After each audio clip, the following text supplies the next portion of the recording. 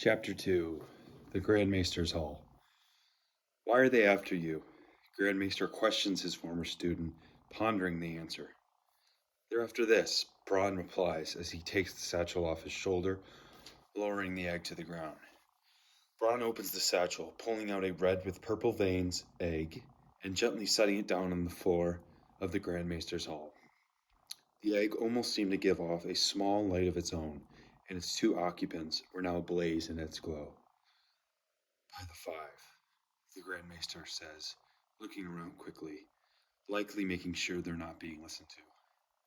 I didn't know where else to turn. A prize like this will draw half of Underaf knocking on your door, and I didn't feel like all the publicity today.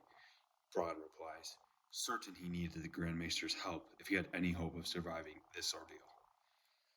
Three loud knocks interrupt the Grandmaester and students' fervent conversation, and a boy's voice yells out, "The King's men are here, coming hard and fast from the south.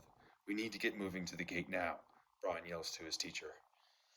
The Grandmaester raised his arms quickly, placing both his hands on Braun's shoulders firmly. "Braun, you still have that sword I made for you?" he asked his former student, waiting nervously for the answer. "Sure do," replies Braun, midnight the sword glistening with the dark light in the otherwise candlelit room. Good, good. You'll need that if we're to make it out of this alive," the Grandmaester says to Braun, a faint glimmer of the young man he used to be flickering across his chiseled face. Braun yells to his maester, "We need to go now to reach the outpost gate before the King's men. I'll leave the egg here to keep it as safe as possible." Braun gets up to leave, his Grandmaester following behind him. As they exit the Grandmaester's home, Braun turns to his former maester again and says, "If we're to make it out of this one alive, I'll let you name the dragon." The Grandmaester looks like a shock goes through him as the words from his favorite former student hits his ears. The two men break out into a run as Pull the horse pulls up alongside them. "There you are, Pull. Grandmaester, hop on with me and we'll ride to the gate." The two men hop on the horse and gallop fervently to the large menacing gate, looking out into deep forest that almost seems to be otherworldly. "Haven't had a workout like this in years," the Grandmaester yells to Braun, Pull the horse moving quickly now as they neared their destination of the gate. A sturdy-looking boy with chestnut hair, holding a long bow, is waiting for them near the gate, its large oak frame in the upright position, keeping the King's men, who have gathered near the large body of water encircling the outpost, thankfully at bay. Braun speaks in a hurried tone.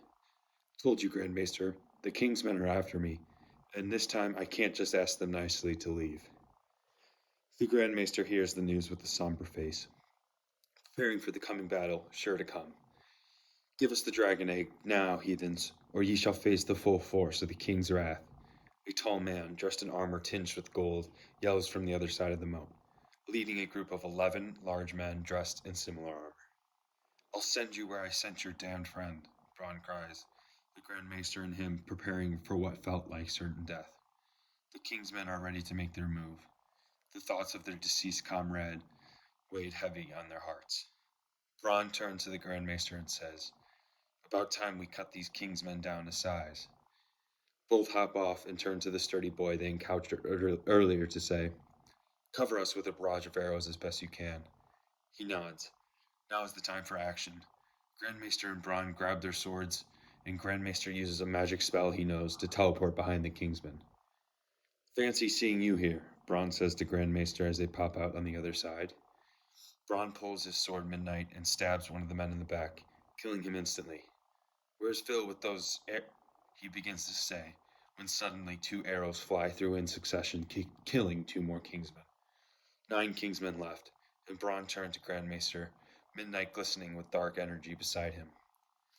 "Braun, we need to move now," Grandmaester starts to say before 2 Kingsmen begin to attack him, and he uses his emerald sword, Gemai, to parry both their attacks. "You think it will be that easy?"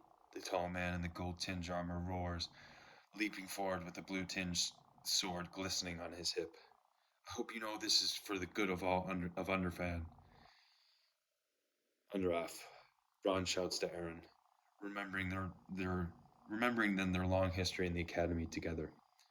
"Enough words, let's fight," Aaron replies by drawing Crystallis the blue sword in one fluid motion. I hope you know I won't let you stop me, Aaron. Bronn draws Midnight and lunges toward Aaron. The other men start to reach for their swords when Aaron says to them, "No, stop. I can handle this scum myself."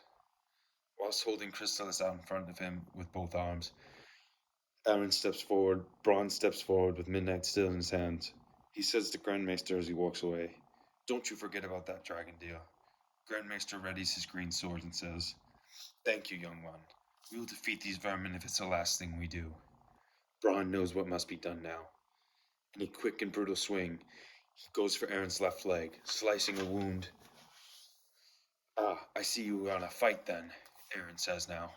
Bronn readies himself, Midnight firmly clasped in his hands. "King Danfon for you!" he yells as Aaron steps forward and makes a quick, brutal slice towards Bronn's throat. This isn't looking good for Bronn, the Grandmaester thinks to himself as he watches from the heavily forested floor nearby. Bronn parries the slice, narrowly escaping an early death. "I see you're out for blood today, Aaron," Bronn says confidently, thrusting Midnight forward, giving Aaron a deep cut on his left arm. Grandmaester clutches the green sword and thinks to himself, should I step in and help, or let Bronn take care of this himself? Bronn steps forward, readying himself for a serious attack towards Aaron. "Look at you. You're Aaron begins to say when a sudden green-colored blast of plasma light flies, hits Aaron in the neck, killing him instantly. Bronn stands there shaking with uncertainty. The 8 other men turn to themselves and comically point to the tallest one left and say, "Talk to him. This isn't worth losing our lives over." Vlad the Pale, apparently now the leader of the remaining Kingsmen, nods and says, "I'll talk to them to see if we can arrange a deal." Vlad walks towards the seasoned warrior and his elderly compatriot and says, "I see you have bested our Aaron the Strong in combat. That's mighty impressive of you." Bronn stands with confidence, Midnight shining confidently on his hip. "Aye, and I'll beat the likes of your pale folk just the same if you make any sudden moves." Vlad stands back, feigning a hurt expression on his face. "Nothing of the sort, Bronn. I am simply here to parlay a deal with you and your compatriot, certainly not trying to incite any more violence." Vlad responds by saying, "We'll let the rest of you vermin survive if you leave the outpost and never return." Bronn says, while pointing Midnight directly at Vlad.